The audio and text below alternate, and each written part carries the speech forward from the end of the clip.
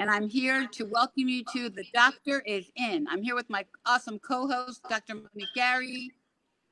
Hey, Monique. Hi, how are you? I'm Dr. Monique Gary. I am a breast surgical oncologist in Philadelphia, Pennsylvania, and we do want to take this opportunity to welcome you back. We have been rocking with you guys on blackdoctor.org for 3 weeks now. This is our third week, and we're so excited to bring the energy, bring the excitement, and bring the compassion and the information to our breast cancer survivors, our breasties, our caregivers, and anybody who is being affected by COVID right now, because this is information that we hope you will be able to use to get yourself through this pandemic. Ricky, you want to introduce our first guest this evening? Yeah, relatable, reliable, real information, right? So I love it. I have the honor of having my bestie breastie on, Mema Karma. I love her to death. Hi, everybody. And she is the founder and president of Tiger Lily Foundation, and we are going to talk about self-care, of which she is a guru. Absolutely. I want to also introduce the wonderful Dr. Cheryl Rothery. Dr. Rothery is a professor of psychology and the Department of Clinical Training chair at the Chestnut Hill College here in Pennsylvania. And she has specialized really in helping folks get through the trauma of this shared pandemic experience. And so she will be talking with us about anxiety, giving us some tips, maybe some exercises we can do even on the air here. And we're just so glad that you could join us today. Thank you so much. It's a pleasure to be here. Great. So Mema, what are Ricky. what are your secrets? Tell us some secrets about taking care of yourself.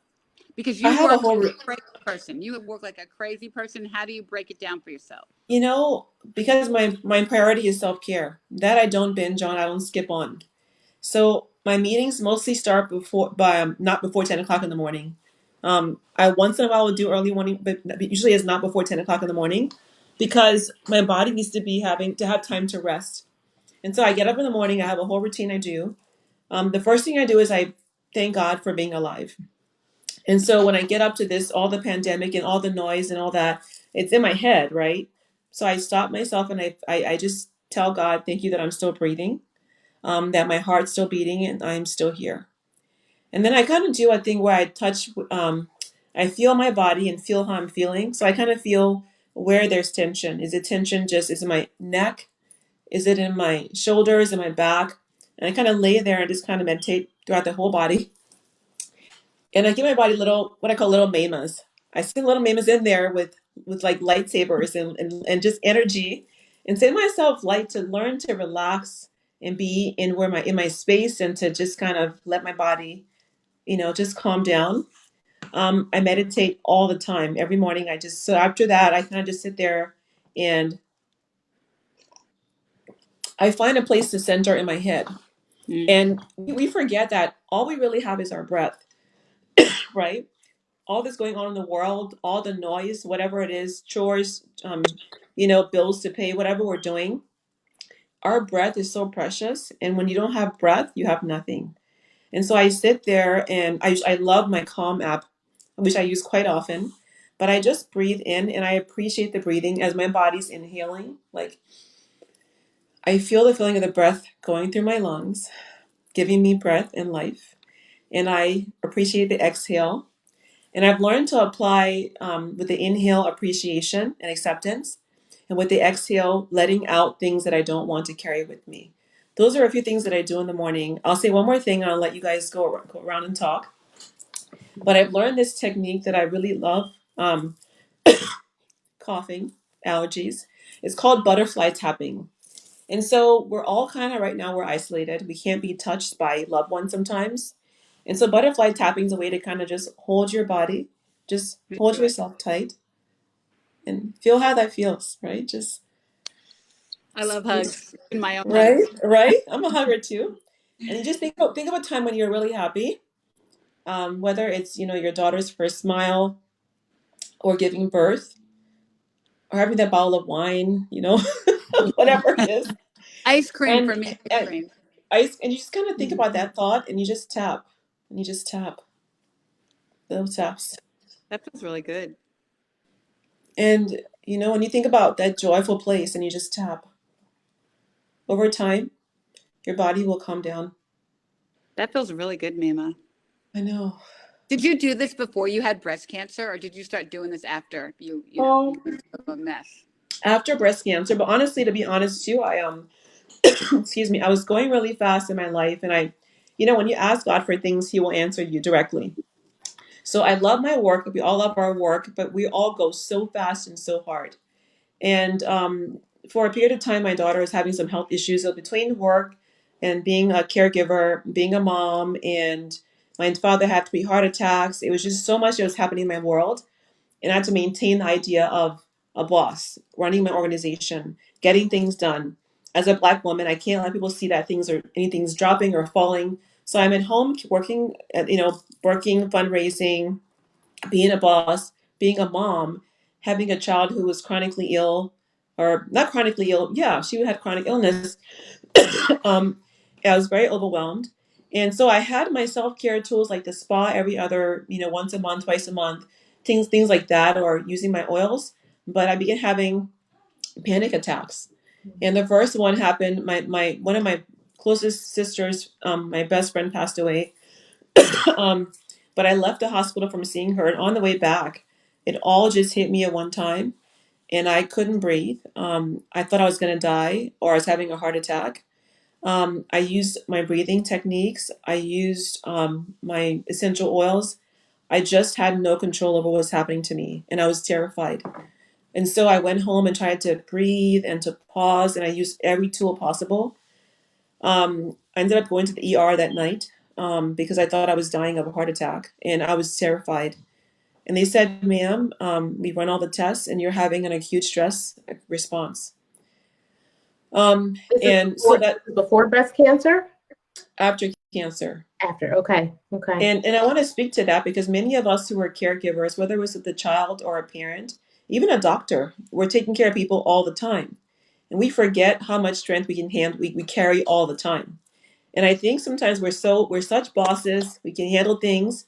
And at a point in time, your body says, "You're done. I need your attention. You're I done. need your full attention. You're done." Yeah. And whether it comes with you saying to your body, "I'm going to pause for a while and relax," that's a good way. Or your body will tell you through illness, through dis-ease, you need to stop. And so I think that happened last summer for me. And since then, I have put in place the most radical self-care plan, which I share in my 2 recent books. One is called Divine Downloads, Transforming Through Trauma. And the other one is called Unicorn Boss. It's about how we bosses, we're all unicorns, we're all unique in our own way, and we're being badasses. But how do we put ourselves first Yeah. and care for ourselves? And Mhm. in that book, I share about essential oils, the butterfly tapping, things like EMDR, why they're important. The importance What's the of MDR? What's the MDR for our? EMDR is why am I going blank right now? It's a therapeutic mode where you kind of learn to process your trauma. They first of all they group the trauma in different groups, and then you learn to process through different means of whether it's tapping, whether it's using electromagnetic tools, whether it's learning how to like count forms. But it helps your body to release trauma because our bodies hold trauma. And when you think about Black people, Black women and men, and people of color, and how we have how we have disease and pass on disease, we've had a lot of trauma in our history, and so that trauma stays with you through your generations, through mothers and fathers and grandfathers and children and babies being born. Um, and so think of a mother passing on to her children her trauma, and they pass it on to their children. Even Eckhart Tolle talks about the pain body. In his book, I think it's called A New Earth. He discusses the pain body and how your body will hold on to pain. And Mm. so if you don't release that pain, it can turn into dis-ease, which means illness or a mental health issue, or we hold it in and maybe we get cancer or something else. And so I've been really tuning to my body and tuning into how I feel, where I feel stress in the morning. As I'm going through my flow, if I feel stress in my chest, do I go outside and walk on the ground and ground myself like bare feet and feel Mother Earth? You know? And so knowing your body, being in tune with yourself and your emotions, and saying that you need help and prioritizing your health. I think that as people of color, we're afraid of, people thinking we're crazy or we're not strong. We're always looking at being strong and look to as being strong. But being strong could be putting yourself first and saying to yourself, my mental health is important. My spiritual health is important, and my self-care is important. And so after I had the panic attacks, they're gone now. But that was the most terrifying experience I had, and I didn't just have one.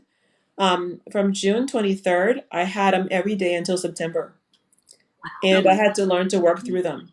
Wow. So it literally was all the trauma of breast cancer, of escaping 3 wars, of being coming to the country of the states alone as a refugee when I was 15 years old.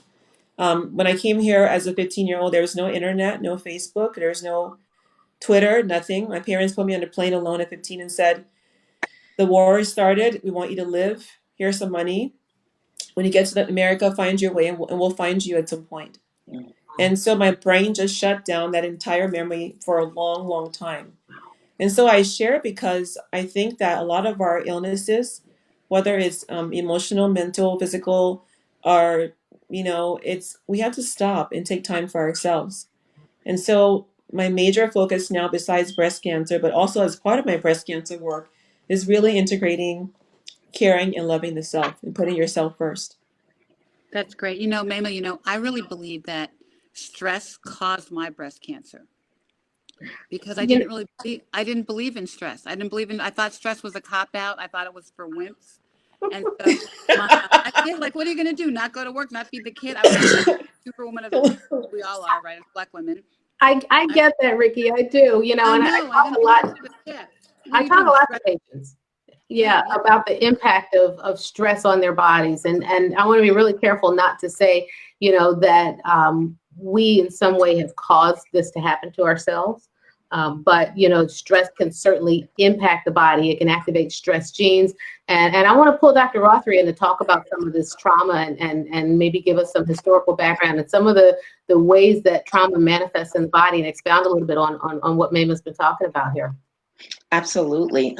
So, Maima, I really admire you because it sounds like your self-care regimen is just excellent. And I think that's probably why you are still here and beautiful and strong and radiant today. So important. Thank you.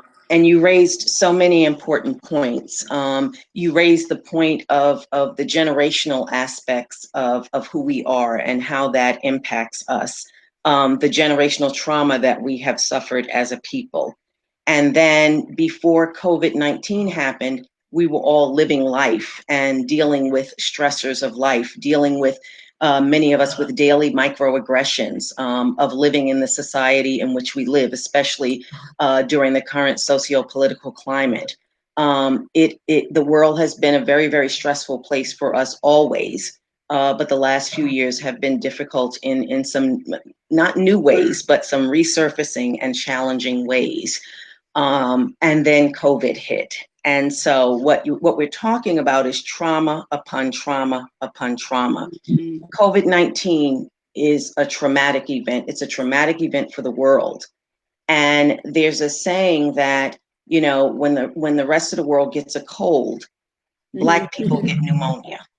We have steroids right now, right? Exactly. And so, and I know that Dr. Gary, you probably know the statistics better than I do, but my understanding is that in many places, 70% of the people who are getting COVID-19 and dying from COVID-19 are us. And so that's just one example of how it's hit us so much harder. Article today, all of the deaths in Richmond are Black people. Yes. In Richmond are Black people. Isn't that cool? But I wonder about people of color in the immune system. One thing I learned when I got very sick, so I got panic attacks first, and I got pneumonia. And my doctor said to me, your immune system is very, very suppressed because stress does that. It can cause, because our bodies have different viruses in them that we live with, right? Whether it's Epstein-Barr or other things, we have different things our bodies build immunity up for. So we just live without them. We live through them rather. However, when you're stressed, your body will suppress your immune system and allow things to be hyper expressed. For example, people who are getting COVID are the ones who are immune suppressed, right? And so many people of color, I mean, in many instances, I've heard. And Mhm. so I've been talking to a few epidemiologists, as many of you have, and naturopathic doctors. People of color in some parts of our country have no access to healthy food and healthy things to repress, to build their immune systems. You go to any place in Southeast DC or someplace, in other countries, you see McDonald's and liquor stores and chicken stores. You come to a place like where I live right now, Loudoun County. I love living here, but you see more whole foods and more healthier foods. And so, what Farmers does that tell you markets. about our community? Yeah. People of Right. color need to have healthier foods to build their immune system on a consistent basis. And if they don't, when these things erupt, they're going to be the highest impacted for many reasons, including not having access to healthier food with better immune, nutrition and so forth in those foods. Yeah. It really is multifactorial, Mema. And I'm glad that you mentioned that people in food deserts and people who don't have access and people who may not know and understand the things to eat to boost their immune system. So we're going to do a show on that, and we're going to get into that a lot more. But you're absolutely right in that, our innate ability to fight things is weakened when we don't rest well, when we're not sleeping, when we're anxious, when we are in a state of fight or flight, Right. Dr. Rothery, when our bodies are preparing for something bad to happen, we're not in our optimal state to fight disease. Our blood sugar may be elevated and we become insulin resistant. And so there's all these things happening in the body. And there are things that we can do to combat that. But the problem that I find is that once a patient reaches a threshold that they now have a diagnosis of breast cancer, once you reach that threshold, it is really challenging to get your body to play catch up enough to get ahead. And so a lot of times we sort of mistake the maintenance for the cure. Once we get our bodies back to balance and homeostasis, that's great. We need to build on that. We need to continue to boost our immune system. But if we're relying on our innate immunity to help get rid of things as large as breast cancers and other things, there can be some real challenges there. And so sometimes we have to understand how to balance, and I talk to my patients a lot about, and I partner with a naturopathic doctor, and I want patients to understand that it's not either or.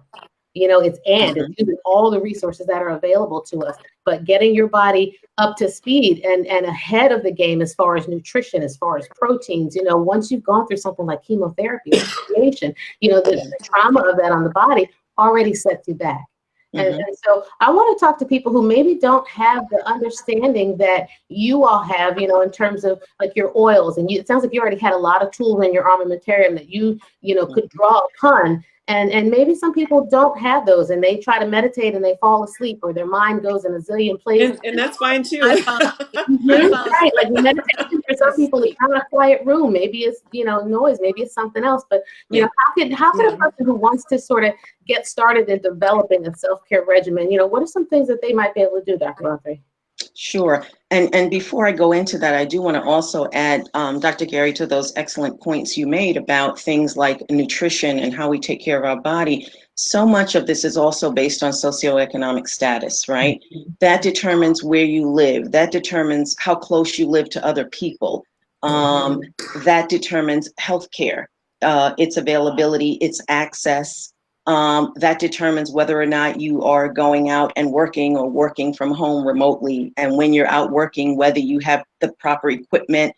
And so there's so many things. And so when I think about tips, one of the things I think about is that the first tip is for us to figure out what we can control and what we can't. And so we may not be able to control where we live. We may not be able to control our environment and our socioeconomic status. And so what can we control? Even the food choices you have, as Maima said, might be based on where you live and what's available to you. We all know that fresh foods are available in certain communities and not others. And so again, it's about making good decisions with what you have. But I want to highlight the fact that sometimes we don't have control over some of the things that would put us in a good position. So I apologize. Tell me again what you wanted me to focus on. I went on my little train.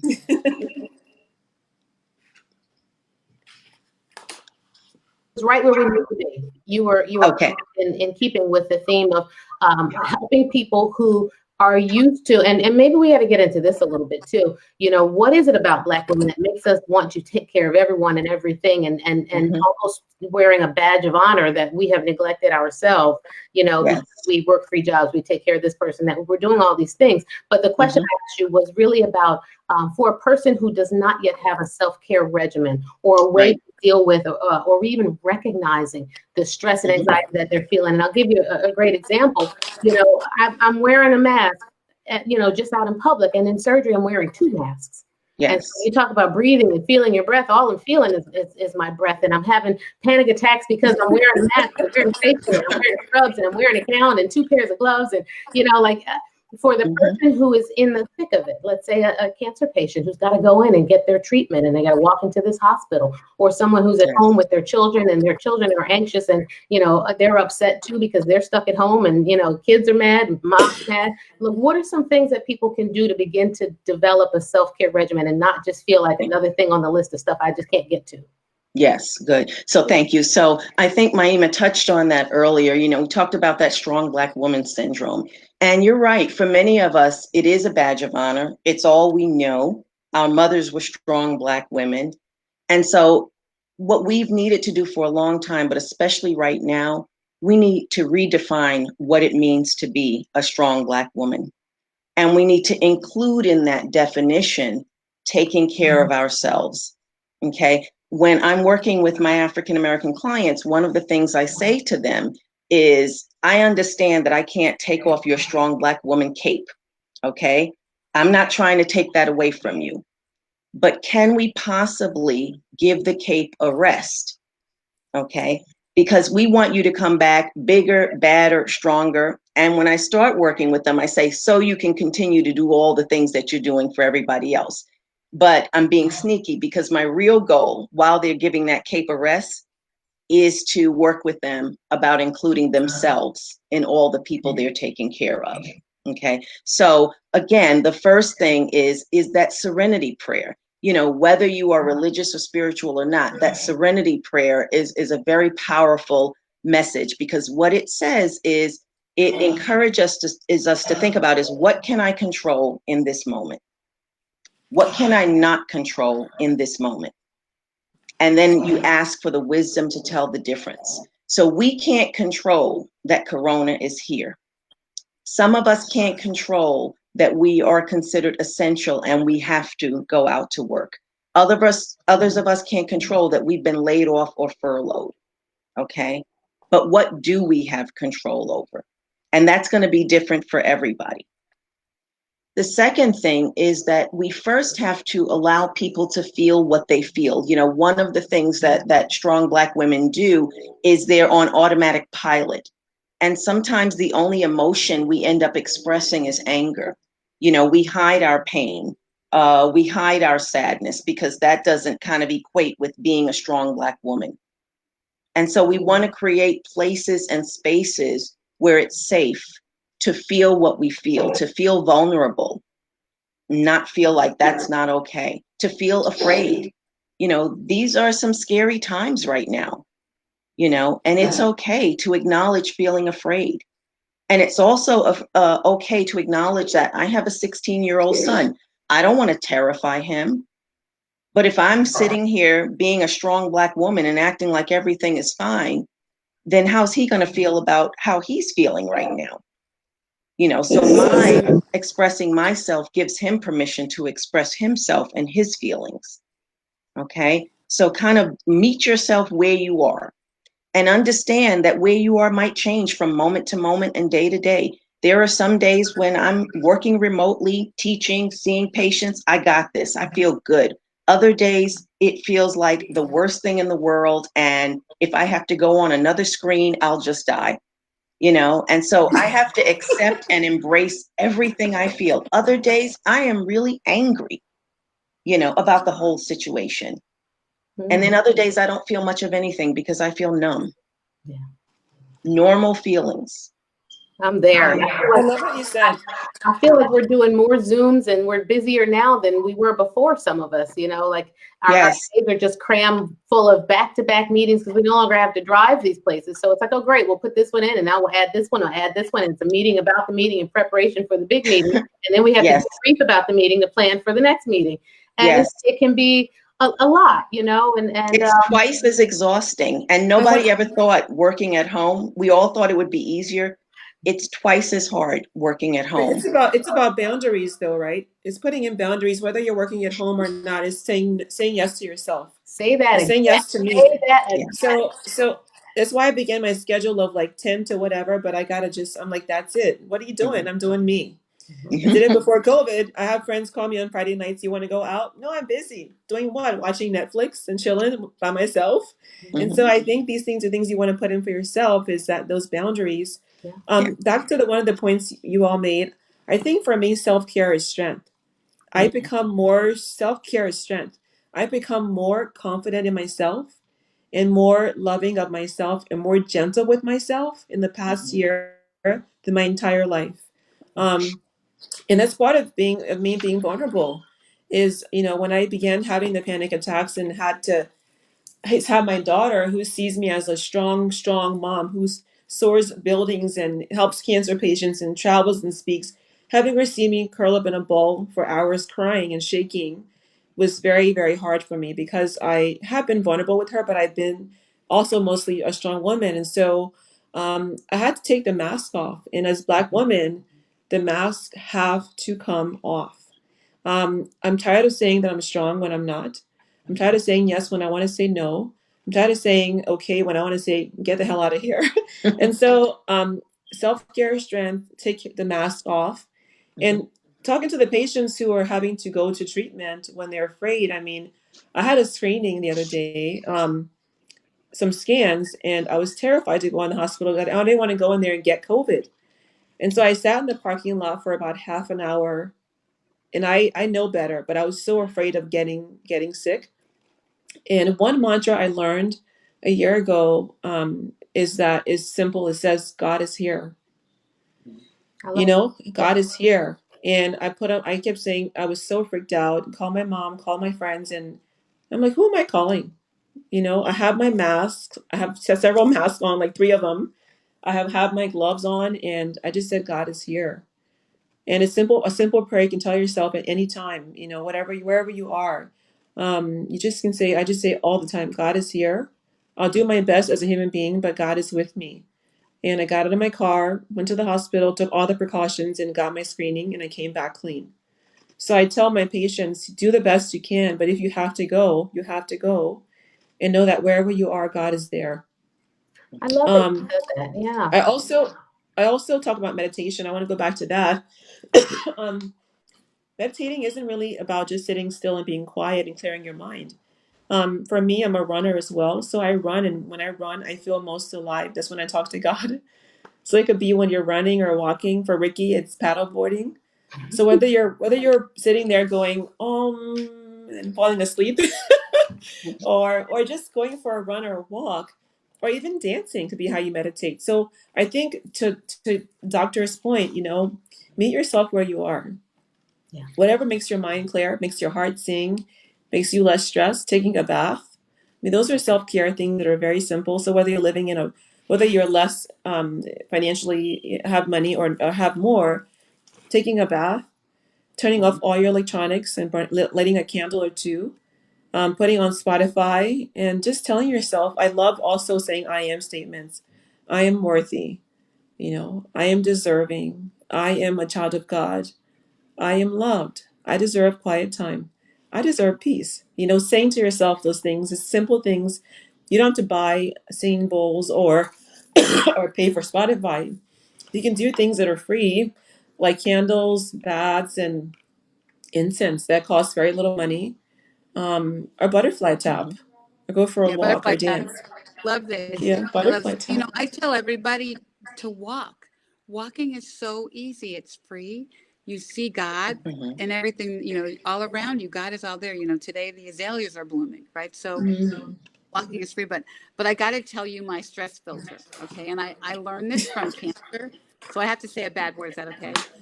So I learned, so my nurse You know, we all have a potty mouth here. We're navigator, the GSD crew, right? We tell people, I'm potty mouth number 2. Yes. tell people what that means. We're going to mute my.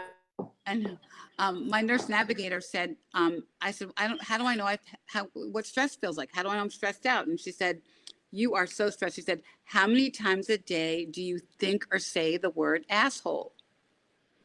Uh, So, or the F word. yeah. So I Mwah. didn't really say it out loud. How many times? Yes, A tell lot, us. but in my head, I said it a lot of times about a lot of people that were close to me. A lot of people, and sometimes with adjectives. Mhm. And so now that's my filter. So if I start to even think the word asshole in my head, I will walk out of the room. I will leave the thing. I will hang up the phone. I love you. Gotta go, because that's my filter. And so that's like my temperature check. Because I had to learn that my peace is non-negotiable. I love that. Non-negotiable. I'm hearing some good things here. I'm hearing that you're able to recognize when you're stressed. You know, I'm hearing that maybe you're able to not only recognize it, but to start to reverse it and to speak life and to put some things in motion, to do some affirmations. I have a whole bag here. Oh my goodness. What's in your goodie bag? Oh my God. So I love this bag. It gives me life. So I have Breathe. It's awesome. Oh yeah, What's in it? Would you tell us like what is a mixture of? Oh, so it makes this eucalyptus. that's really good stuff. Really good It's stuff. peppermint oil. It's leaf oil. It's citrus. Mm-hmm. It's what else? Yeah, Okay. eucalyptus, leaf oil, mentha, other things, and then I have lavender, which is amazing. Yeah. Lavender's my jam. Yeah. And then, excuse me, I have frankincense, which is one of the herbs that the gifts that Christ got. It's just so soothing, and balance as well, and more eucalyptus, and I have even more in this bag. That's fantastic. But All right, so I always say this. I think people often think that self-care is expensive, but the same people that tell me I spend too much money on oils and on these my meditation room and other things are the same friends that spend money on expensive shoes and clothing. So I say pick your thing, pick what's important to you. And so, if you have some fun and money can afford it, it's the simple things as candles and bath and scripture and journaling. If you have more money, it's investing in things that can bring you peace of mind. The shoes come and go, the purses come and go, but healthy food that give your body sustenance is your temple. And things that give your body peace of mind and sanctity are important. Your body is sacred and your life is sacred. So how do you create that space within your body and mind and spirit and within your home? You can have a closet that you go into meditate in, just or lay there, and have posters or post-its that have positive affirmations. You can have a room in your house where I have a room in my house, a little room. It's actually an alcove, but I put on that alcove, I put like a little table, and I have my Bibles and my Joyce Myers and my Neil Donald Walsh, and I have my T.D. Jakes books. I have candles, and I have all these things that bring me peace, singing bowls. And so when I want to get away from my house I have 2 dogs, 2 puppies, Honey and Sugar.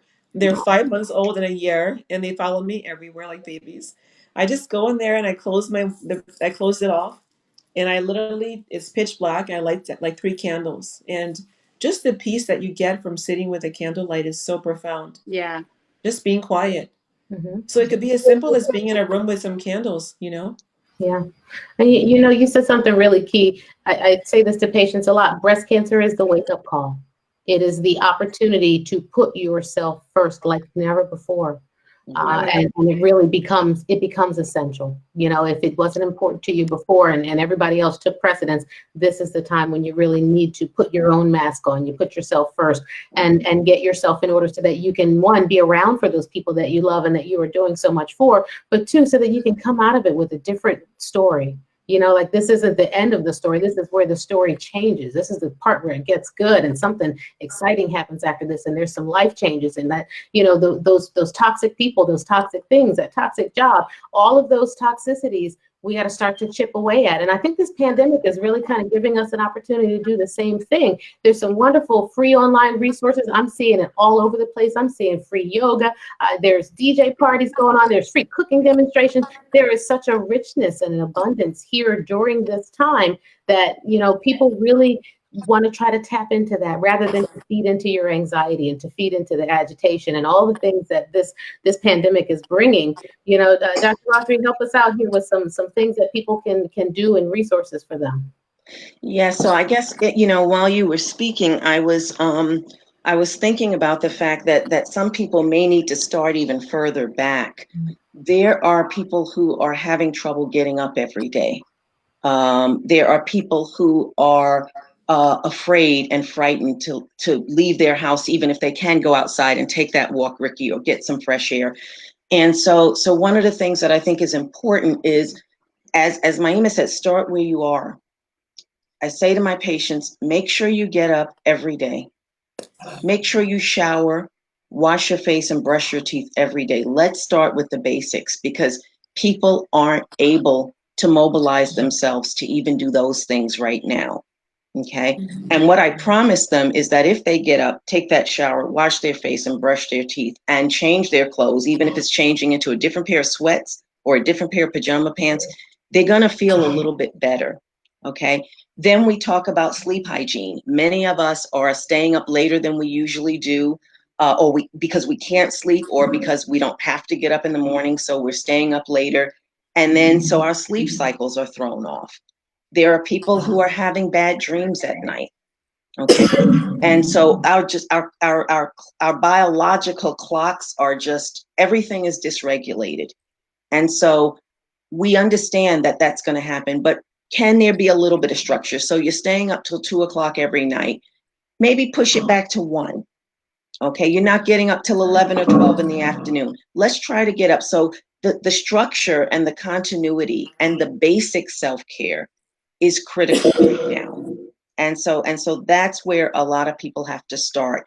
We also have to be gentle with ourselves. People are not as productive as they were before. I often tell my clients and my students, some days I feel like I'm moving through mud. It's like everything has slowed down in terms of my ability to move and get through. And so what do we do about that? Do we feel bad? Do we feel guilty? Do we feel horrible that we have that to-do list that just didn't get accomplished? Or do we give ourselves grace, you know? And do we give others grace as well? A lot of us have kids at home, you know, and there's homework to be done. There's online schooling.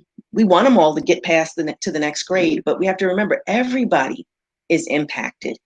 And so just as we want to be easier on ourselves and patient with ourselves, we have to be patient with others who are in our environment as well. So those are some of, you know, choosing your battles. Okay. There's been a rise in domestic violence. There's been a rise in child abuse reporting. It's hard to be stuck in the house sometimes with everybody. And so tempers are flaring. People who were already vulnerable become more vulnerable. And then others in their environment may become more vulnerable. People are self-medicating with drugs, with weed, with alcohol. And so there's a lot of unhealthy coping going on. And so we want to recognize that it's happening. We want to give grace.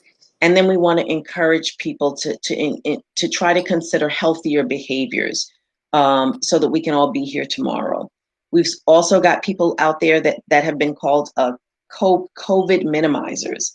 And those are people who are not taking this thing seriously. They're going out, they're out and about, and then they're coming home to their families. And so you've got loved ones afraid, because it's not that people are going to work as essential employees and they have their protective gear on. People are out hanging out and coming back home and putting loved ones at risk. So sometimes your home is not a sanctuary for you. Your home is not a place where you can find that peace and that joy in that moment. It's really more just about survival and doing the best that you can. It is not easy.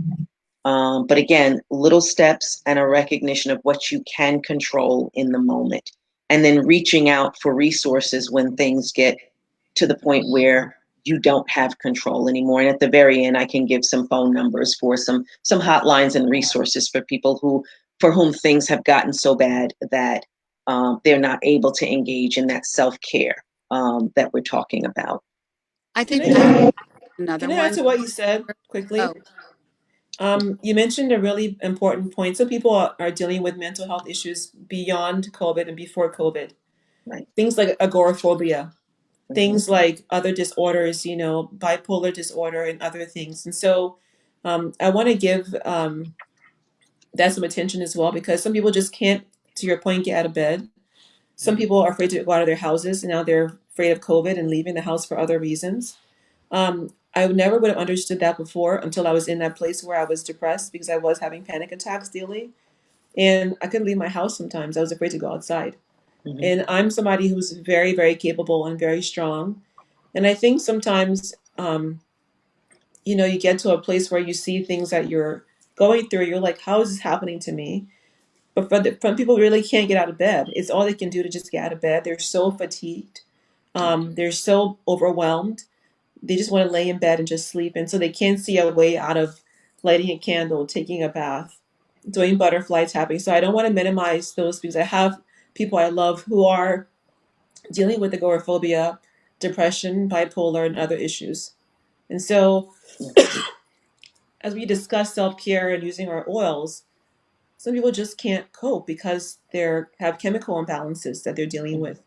And so these are real fears that they're experiencing that now are further layered on by COVID. My therapist and I talk every week on a Saturday now for an hour.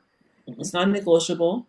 I will forgo a pair of shoes or two or three to talk to her. Mhm. But she said she had more admissions in the month since COVID than she'd had in a long time. Yes. Because there are patients who are seeing a therapist and or being medicated, who are seeing psychiatrists, who are kind of like, they were balancing and managing out, and they just dipped.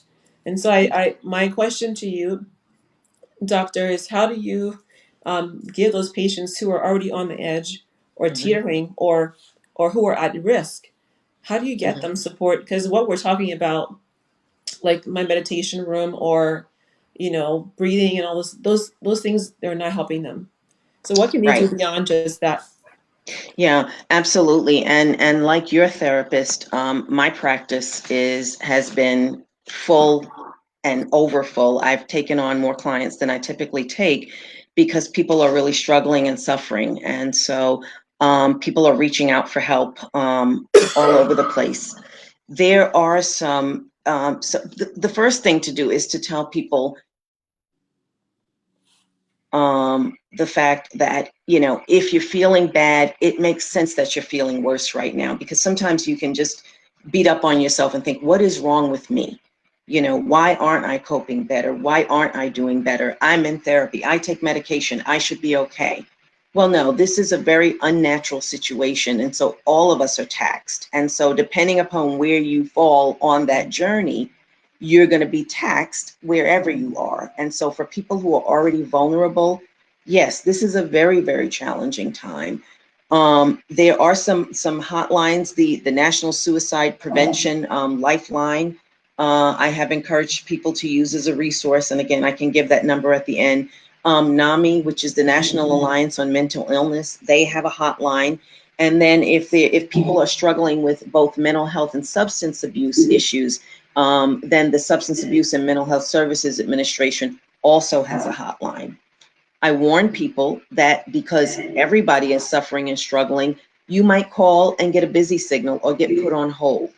Don't hang up, okay? But just use that as proof that we are all struggling right now. You are not alone, okay? But don't give up. Reach out and try to get help. I tell people, even though they're in quarantine, they are not alone. But they have to have the wherewithal to at least reach out. And I think that brings me to another tip, and that is that we need to keep our virtual village active. We need to reach out to one another. We need to have regular contact with one another. And we also, one of the things that's been so beautiful is hearing from my clients about some of the things they're doing for other people who aren't relatives. I have a client who she goes grocery shopping once a week, and she gets groceries for 2 elderly neighbors as well. I have a neighbor whose 6-year-old daughter came to my door with a gift bag with 8 rolls of toilet paper in it because her mother is teaching her to share and be kind to others. And, you know, there's this running joke, which is not really a joke, that we can't get toilet paper anywhere. And so sometimes when you're feeling low and you're feeling down, doing something for someone else can actually feed you. And so that's another thing. So it's reaching out for help, and it's also being a source of help for others. Mobilize the village, and consider us being in this together.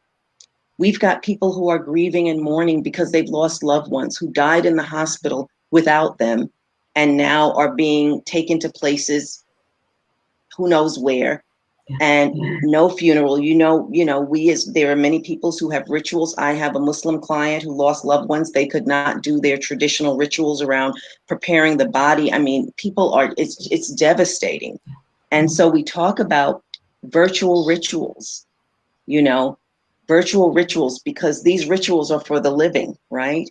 And so how can we come together and send our loved one off the way that we would have in person, to the best of our ability, virtually? So it's about finding alternatives, okay? Finding alternatives to come as close to what we used to do that we can, as opposed to giving up. And it's the same thing with seeking mental health care. Find an alternative, reach out, don't give up. I love these things.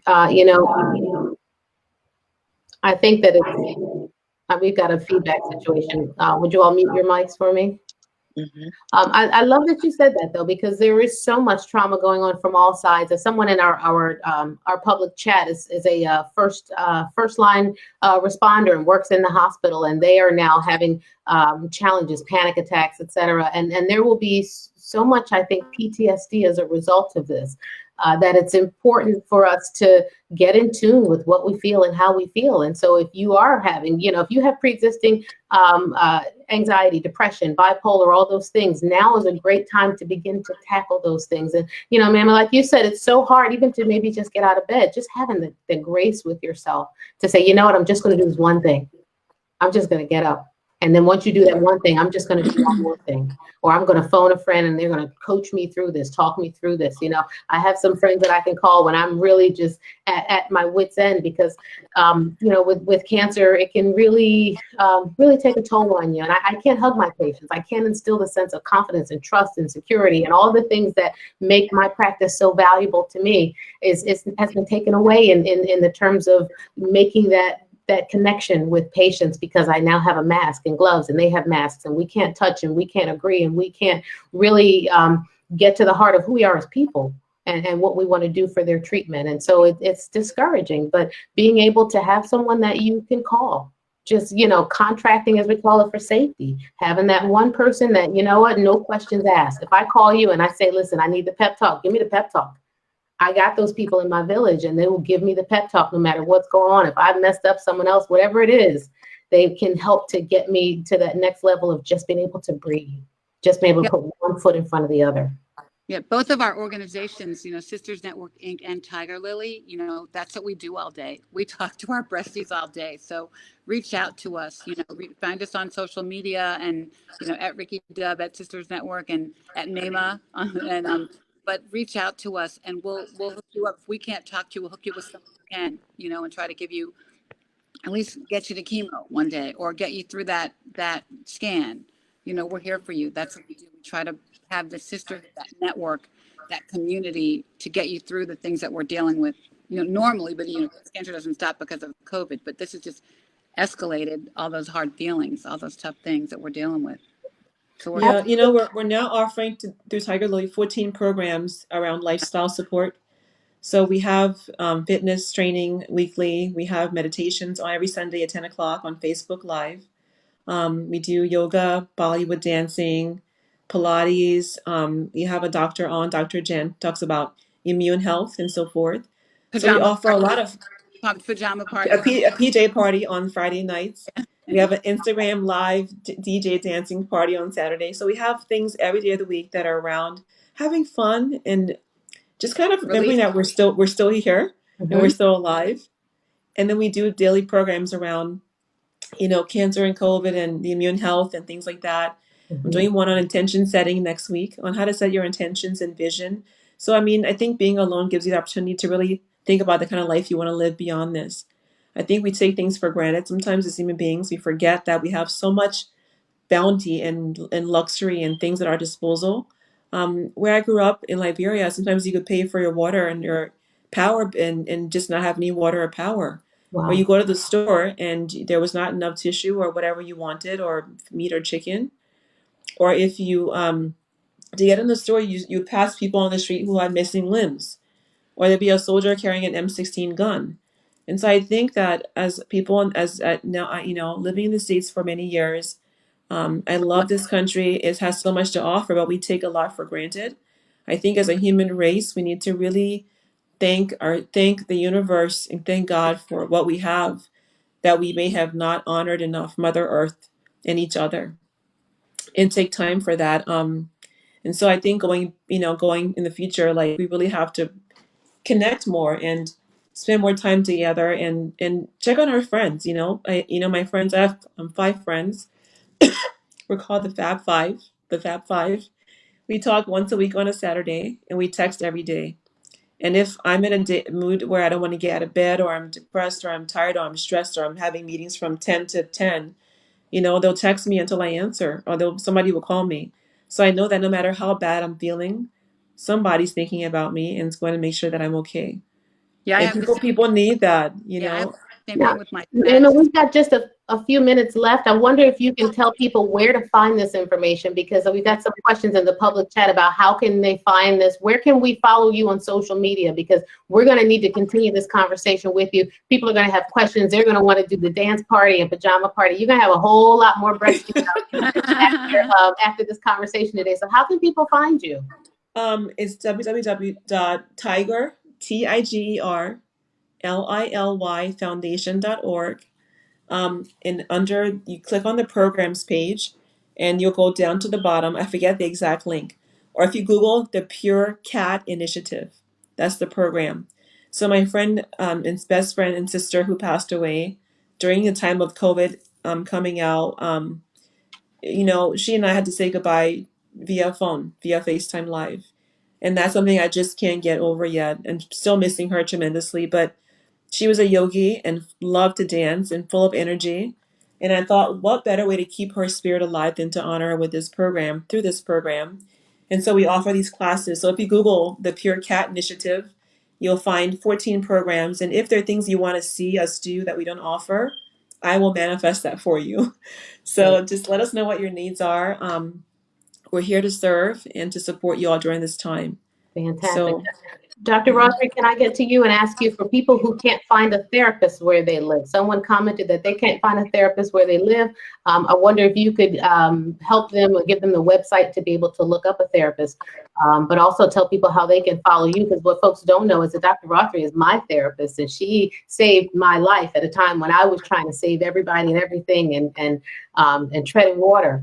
And I will never forget. And I appreciate it so much. So how can people find and follow you on social media, and how can they find a therapist in their area? Okay, sure, Dr. Gary.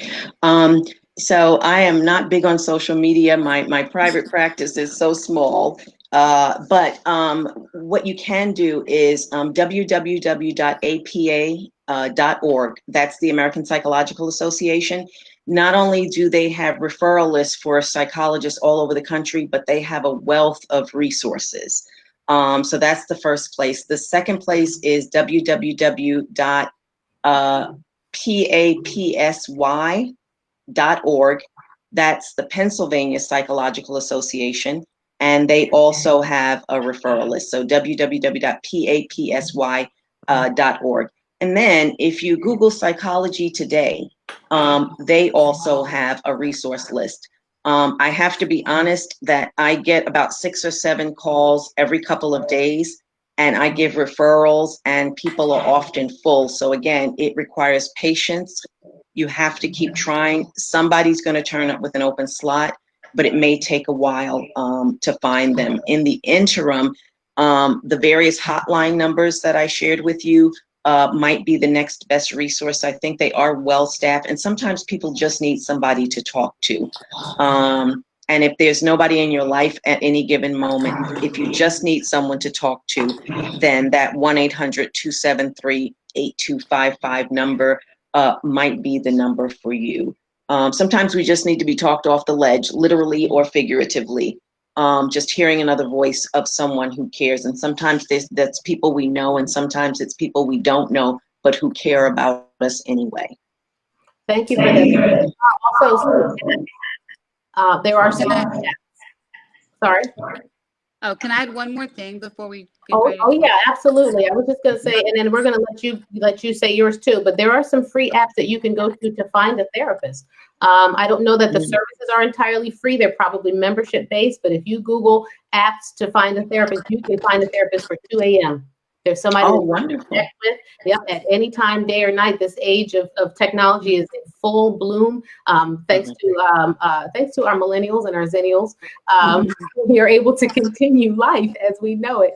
But there are therapists that are available through different applications for your cell phone, even so. No matter where you are, there are some ways you can find a therapist. Ricky, tell us your information and how people can follow you. Also, give us all of it. You can follow me at Ricky Dove, RICKIDOVE, at Sisters Network Inc. We're on Facebook and Instagram and Twitter. But I wanted to share my mantra with you, and we don't have time for me to read the whole thing. I'll post it in the comments. But my favorite line is, I seek order, simplicity, and peace, creating space for my blessings to increase. So thank you so much, Black Doctor, for this awesome platform. Follow us. We'll make comments in the comments. And Monique, you want to close us out?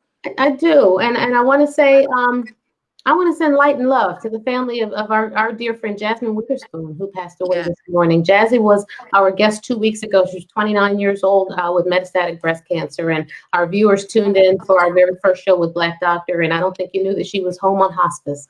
But Jazzy gave her wings, and we send love to her family. I'm wearing my Cancer Who shirt. Al, if you're watching, Cancer Who is a Philadelphia-based support program and an actual physical center that Jazzy was an integral part of. And so I just lift all of you guys in prayer. You can follow me on social media, Dr. Monique Gary, on Instagram, LinkedIn, Twitter, Facebook, and we will continue to post some of these resources in the Black Doctor chat. So once we close the show, if you guys would go to the comment section and put in some of those phone numbers or websites or any of the resources that you have, we would love to continue this. And even Mema, if you have us on another time, we can continue to bust it up and talk about the real self-care, and I can give you my stories of how when I try to meditate, I fall asleep and it's bad. We're preaching to the choir here. So for those who are watching, we don't have it all figured out either, but we're gonna figure it out together. COVID, no, Together. This is where we figure it out. So together we're stronger. Together we're stronger. The doctor is in. Thank you for joining us. Relatable. We hope it's relatable, reliable, and real for you. Next week we will be talking about sex. Who's having it? Who's not? We're going to do an uncensored conversation with Dr. Donna Adams Pickett and some of our breasties, and we're going to get into it. So the doctor is in. We'll see you next week. See you next week. Bye, guys. Thank you. Bye.